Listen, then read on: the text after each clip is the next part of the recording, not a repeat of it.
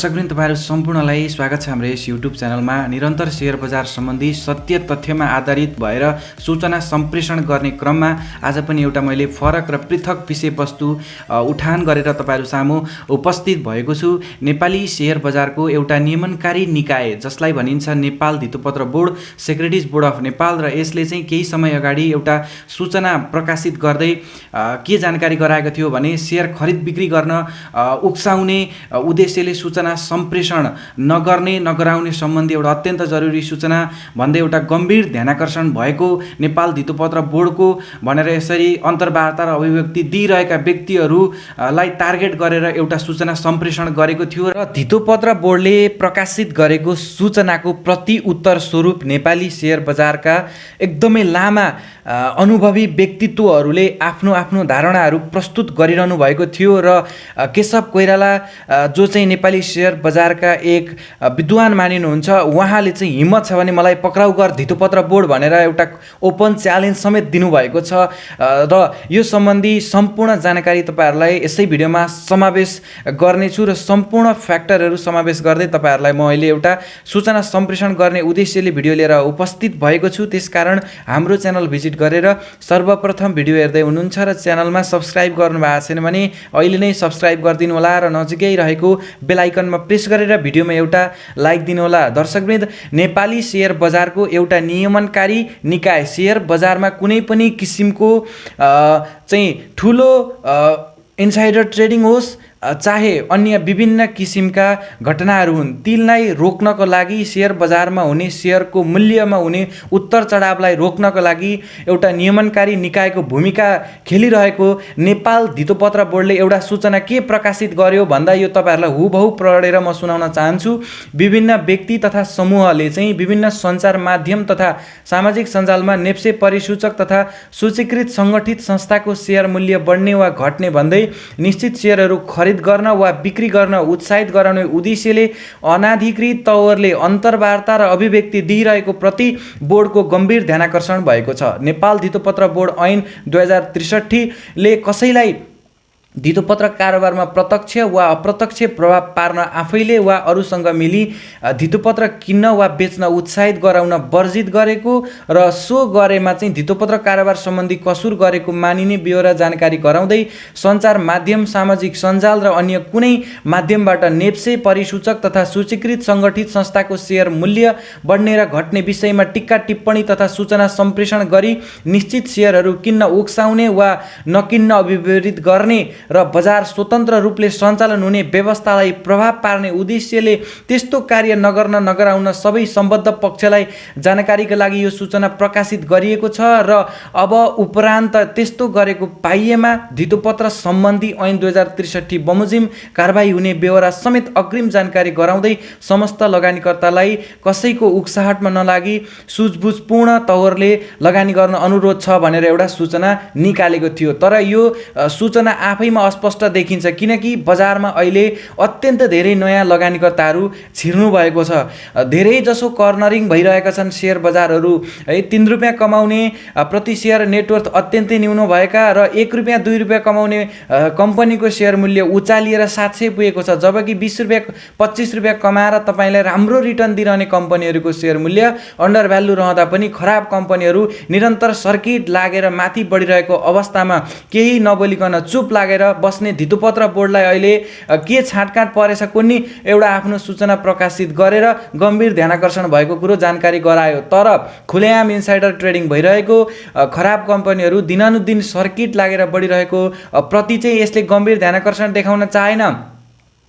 खुलेआम रूपमा अजोड इन्सुरेन्सको insider trading भएको प्रमाणित हुँदा समेत यसले चाहिँ उजुरीको पर्ख र हेरको अवस्थामा गयो सेवन नेपाल धितोपत्र बोर्ड। त्यसकारणले गर्दाखेरि धितोपत्र बोर्ड आफैमा कमजोरी रहेको छ। केही सीमित पक्षहरूको मात्रै यसमा पकड रहेको कारणले गर्दाखेरि यसले न त नियमनकारी निकायको रूपमा भूमिका नै निर्वाह गर्न सकेको देखिन्छ, न त साना लगानीकर्ताहरूको हितमा हुने गरी आजसम्म यसले कुनै पनि काम गरेको नै देखिन्छ। त्यसै गरेर एउटा अर्थ सरोकार नाम गरेको युट्युब च्यानलमा चाहिँ धेरै विज्ञहरू अथवा भनौँ शेयर बजारका हस्तीहरू जसले चाहिँ 20-25 वर्षे अनुभव सङ्घाल्नु भएको थियो, उहाँहरूले अहिलेको यस्तो सिचुएसनमा धेरै नयाँ लगानीकर्ताहरू, अहिले एक्टिभ युजर्स 20 लाखभन्दा धेरै हुनुहुन्छ। त्यस कारणले बजारमा अत्यन्त धेरै नयाँ लगानीकर्ताहरू प्रवेश गर्नुभएको कारणले गर्दाखेरि कस्ता कम्पनी किन्ने, कस्ता कम्पनीको सेयर होल्ड गर्ने, कस्ता राख्ने, यस्तो किसिमको अभिव्यक्ति दिइरहँदाखेरि यसै अभिव्यक्तिको बर्खिलाप गएर चाहिँ सूचना सम्प्रेषण गरेको हुनसक्छ। हामीलाई यही लाग्छ र हिम्मत छ भने मलाई पक्राउ गर धितोपत्र बोर्ड भनेर एकजना केशव कोइरालाजीले चाहिँ यहाँ उल्लेख गरिसक्नु भएको छ। धितोपत्र बोर्डका केही हाकिम साहबहरू आशीर्वाद प्राप्त समूहले पत्रु कम्पनीको झुटो प्रचार गरेर 6 महिना अघिदेखि नै लाखौँ लगानीकर्ता डुबाउँदा बोर्ड चुइक्क बोल्दैन। बत्ती नबलेको हाइड्रोको संस्थापकहरू र संस्थापक सेयर बेचेर भाग्दैछन्। बोर्ड चुइक्क बोल्दैन। 100% कम्पनीमा दैनिक इन्साइडर छ। बोर्ड चुइक्क बोल्दैन। निर्मल प्रधानले पत्रु कम्पनी बेचेर राम्रो कम्पनी किन भन्दा बोर्डको के पारो तातेको भनेर यसरी उहाँले उल्लेख गर्नुभएको छ। हाम्रो नजरमा धितोपत्र बोर्ड कोसेली खानामै रमाएको छ। पहिलोपल्ट सत्य बोल्ने निर्मल प्रधानदेखि डराएर विज्ञप्ति निकालेछ। अब डर चाहिँ सार्वजनिक रूपमा सत्य बोल्नेहरूसँग लाग्न थालेको हो। सक्छौ भने तलको झुटो डेटा देखाएर एएचपीसी उठाउने माफियाको गिरोहलाई पक्राउ गर। 1 हप्ताको अवधिमा एएचपीसी कसले बेच्यो, कसले किन्यो, दुधको दुध पानीको पानी निस्कन्छ कि धितोपत्र बोर्डले नि छानबिन गरोस्। एएचपीसी काण्ड, अन्यथा यसको विरुद्ध म आवाज उठाउँछु। पक्रेर कहाँ लैजाने हो लैजाऊ भनेर यसरी उहाँले चाहिँ एउटा प्रेस विज्ञप्ति जारी गर्दै अरुण भ्याली हाइड्रो पावर कम्पनीले चाहिँ गरेको जुन त्यो गलत वित्तीय विवरण सार्वजनिक गरेको थियो त्यसको उहाँले चाहिँ सार्वजनिक रूपमा अभिव्यक्ति दिँदै यसको खुलेआम उहाँले विरोध गरिरहनु भएको छ। साना लगानीकर्ताहरूको हितमै रहेका छन्। ठुला लगानीकर्ताहरू केही यस्ता व्यक्तित्वहरू पनि छन् जसले सेयर बजारको नेप्से परिसूचक यति पुग्छ उति पुग्छ भनेर पनि युट्युब च्यानलहरूमा लगायत अन्य विभिन्न सञ्चार माध्यमहरूमा भनिरहेको अभिव्यक्ति दिइरहेको पनि हामीले भेटेका छौँ र त्यो चाहिँ वास्तवमा हामीलाई पनि के लाग्छ भने त्यो चाहिँ गर्न नहुने कुरा हो। किनकि कसैलाई पनि थाहा हुँदैन नेप्से सूचक परिसूचक यति पुग्छ भनेर। त्यसकारणले नेप्से परिसूचक यति पुग्छ उति पुग्छ भनेर नेप्सेको सूचकमा टिक्का टिप्पणी र कम्पनीमा चाहिँ टिक्का टिप्पणी गर्न पाइयो। किनकि खराब कम्पनी दिनानुदिन सर्किट लागेर बढिरहेको छ जबकि त्यसको वित्तीय विवरण नै खराब छ है। कुनै पनि कम्पनीले चाहिँ वार्षिक डिभिडेन्ड दिन सक्छ सक्दैन त्यो कुरो निर्गोल्ने नगरिकन लगानीकर्ताहरू त्यो कम्पनीको सेयर किन्न होमिरहनु भएको छ। हरियो देख्नुहुन्छ, सर्किट लाग्दैछ, अब भोलि पनि बढ्छ भन्ने उद्देश्यले किन्न होमिरहनु भएको छ। उहाँहरूलाई राष्ट्र ब्याङ्कले नन पर्फर्मिङ लोन एनपिएल 5% भन्दा बढी हुँदै गइरहेको छ जबकि उसले अर्को क्वार्टरमा चाहिँ त्यसलाई सुधार गर्नै नसक्ने अवस्थामा पुगिसकेको छ भने त्यसले चाहिँ लगानीकर्ताहरूलाई कुनै पनि डिभिडेन्ड दिन सक्दैन भनेर जानकारी धेरै जसो लगानीकर्ताहरूलाई थाहै छैन। त्यसकारणले गर्दाखेरि ती सम्पूर्ण फ्याक्टरहरू नहेरिकन नयाँ लगानीकर्ताहरू फसिरहेको अवस्था है। अहिले तेस्रो त्रैमासिकको वित्तीय विवरण सार्वजनिक गर्ने क्रममा चाहिँ हरेक कम्पनीहरूले एकदमै धेरै बदनियतपूर्ण अथवा भनौँ त्रुटिपूर्ण रिपोर्ट निकालिरहँदाखेरि धितोपत्र बोर्ड चुप लागेर बसेको छ। कुनै कम्पनीको वास्तविक इपिएस 13-14 रहेको छ भने त्यस कम्पनीले चाहिँ इपिएस हुँदै नभएको 30 भन्दा बढीको इपिएस ल्याएर देखाएको छ। कुनै एउटा ब्याङ्कको वास्तविक इपिएस 13-14 रहेको छ भने हुँदै नभएको 30 इपिएस ल्याउँदा पनि नेपाल धितोपत्र बोर्ड चुप लागेर बसिरहेको अवस्था छ। त्यसै गरेर इपिएस 1 हुँदाखेरि दिनानुदिन सर्किट लागेर मूल्य चाहिँ 700 भन्दा माथिल्लो रेन्जमा कारोबार भइरहेको कम्पनी जबकि 1 रुपियाँ कमाएको कम्पनीले तपाईँलाई रिटर्न कति देला तपाईँ आफै सोच्नुहोस्। त्यस्तो कम्पनीमा दिन प्रतिदिन सर्किट लागेर बढ्दाखेरि नेपाल धितोपत्र बोर्ड चुप लागेर बस्छ। राइट सेयर खोल्नुभन्दा अगाडि नै सूचना चुहिएर दिनानुदिन सर्किट लागेर बढ्छ र जब राइट सेयर खुलेको सूचना आउँछ तब मूल्यमा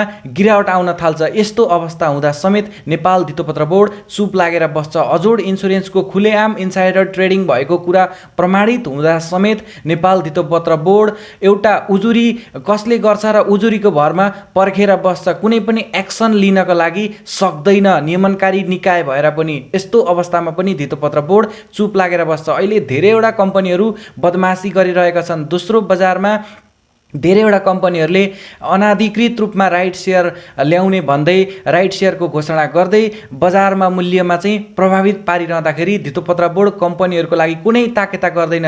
त्यसमा पनि धितोपत्र बोर्ड चुपै लागेर बस्छ। तर साना लगानीकर्ताहरूलाई सजग गराउने उद्देश्यले, साना लगानीकर्ताहरूलाई सुसूचित गराउने उद्देश्यले कस्ता कम्पनीको किन्ने, कस्ताको नकिन्ने, कस्ताको होल्ड गर्ने, कस्ताको होल्ड नगर्ने भनेर एउटा 20-25 वर्ष लामो इतिहास बोक्नु भएको, राम्रो मात्रामा अनुभव भएको, ख्याति प्राप्त व्यक्तित्वहरूले दिएको अभिव्यक्तिलाई चाहिँ बन्देज लगाउन खोज्छ। सूचनाको हकलाई बन्देज लगाउन खोज्छ नेपाल धितोपत्र बोर्ड। धेरै जस्तो नाम नै एकदम कम सुनिने गरेका, बजारमा दैनिक भोलाटिलिटी, त्यसै गरेर बजारमा अत्यन्त न्यून मात्रामा सेयर सङ्ख्या रहेका, सस्तो भनिएका, त्यसै गरेर आज छन् भोलि छैनन्, भोलि कतिखेर ती कम्पनीहरू कहाँ गायब हुने हुन्, ती कुनै पनि ग्यारेन्टी नभएका कम्पनीहरूको सेयर भाउ उचालिएर आकाश छोइरहँदाखेरि कुनै पनि धितोपत्र बोर्डले यहाँ बोल्न सकेको छैन है। अहिले बजारमा साना लगानीकर्ताहरूलाई एउटा सुसूचित गराउँदै के बोल्नु भएको थियो, केही बजारका अग्रज व्यक्तित्वहरू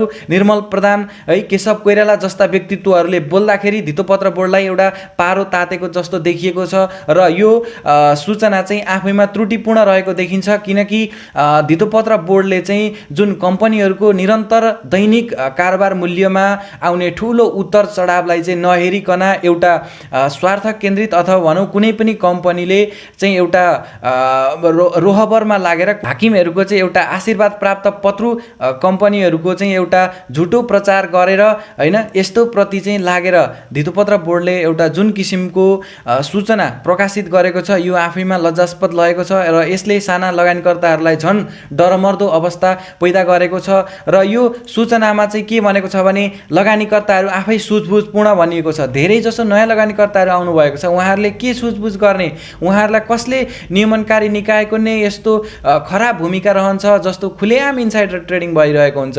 बोनस सेयर वितरण गर्नुभन्दा अगाडि नै मूल्य सर्किट लागेर बढिरहेको हुन्छ, राइट सेयर आउनुभन्दा अगाडि नै मूल्य सर्किट लागेर बढिरहेको हुन्छ र जब राइट सेयर आउँछ तब मूल्य घट्न थाल्छ। त्यसकारणले गर्दाखेरि यस्तो खुलेआम इन्साइडर ट्रेडिङ हुँदाखेरि, खुलेआम कालोबजार हुँदाखेरि कुनै पनि धितोपत्र बोर्डले बोल्न सक्दैन।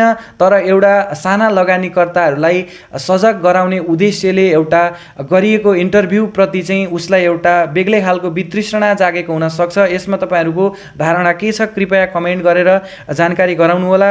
र तपाईँहरूलाई हामीले निरन्तर रूपमा सत्य तथ्य र एउटा सूचना सम्प्रेषण गरिरहेका छौँ। त्यस्तो फलाना कम्पनीको किन भनेर कुनै पनि झुटो विवरण र आश्वासन दिएर उक्साउने गरिएको छैन। तपाईँहरू आफैले सोध्नुहुन्छ कि म फलाना कम्पनीको किनौँ, सर्ट टर्मको लागि कुन किनौँ भन्दै तपाईँहरूले विभिन्न किसिमका कमेन्ट गर्नुहुन्छ। तर हामीले आजसम्म यही कम्पनीको किन, यो चाहिँ ठिक छ भनेर कुनै पनि त्यस्तो खालको तपाईँहरूलाई व्यक्तिगत कम्पनी प्रति चाहिँ सेयर मूल्यमा ठुलो किसिमको उतार चढाव आउने उद्देश्यले आजसम्म सूचना सम्प्रेषण गरिएको छैन र भोलिको दिनमा पनि गरिने छैन। यो धितोपत्र बोर्डको सूचना आफैमा त्रुटिपूर्ण छ भन्दै तपाईँहरू साना लगानीकर्ताहरू धेरै सचक हुनुहोला। अबको दिनमा नेप्से सूचक परिसूचक कता जान्छ भन्दा पनि आफूले लगानी गरेको कम्पनी कस्तो छ भन्ने कुरालाई चाहिँ तपाईँहरूले हिक्का राख्नुहोला भन्दै यो छोटो जानकारी तपाईँहरू सम्पूर्णलाई सम्प्रेषण गर्दै म बिदा हुन चाहन्छु। हवस् त, नमस्कार।